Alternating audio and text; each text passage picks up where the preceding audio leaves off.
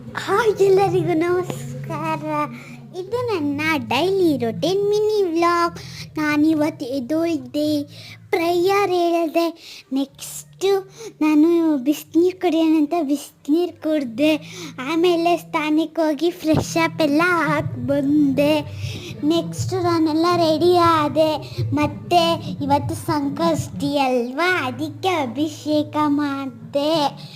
ಆಮೇಲೆ ನಾನು ಅರ್ಶಿನ ವಿಗ್ರಹನ ಮಾಡಿದೆ. ಮತ್ತು 21 ಗರಿಕೆ ಇಟ್ಟೆ. ಮತ್ತು ನಮ್ಮಮ್ಮ ಅವಲಕ್ಕಿ ರಸಾಯನ ಮಾಡಿದರು, ಅದನ್ನ ನೈವೇದ್ಯಕ್ಕೆ ಅಂತ ಇಟ್ಟೆ.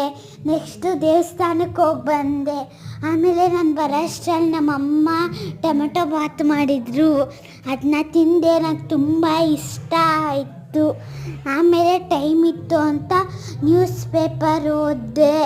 ಆಮೇಲೆ ನಮ್ಮಮ್ಮ ನನಗೆ ಬೀಟ್ರೋಟ್ ಜ್ಯೂಸ್ ಕೊಟ್ಟರು. ನಮ್ಮಮ್ಮ ಇವತ್ತು ನಂಗೆ ಲಂಚ್ ಬ್ರೇಕ್ಗೆ ಟೊಮೆಟೊ ಬಾತ್ ಮತ್ತು ಅವಲಕ್ಕಿ ರಸಾಯನ ಮಾಡಿದರು. ಇದು ನನ್ನ ಇವತ್ತಿನ ಮಿನಿ ವ್ಲಾಗ್ ಆಗಿತ್ತು. ಹೇಗಿದೆ ಅಂತ ಕಮೆಂಟ್ ಮಾಡಿ ಪ್ಲೀಸ್.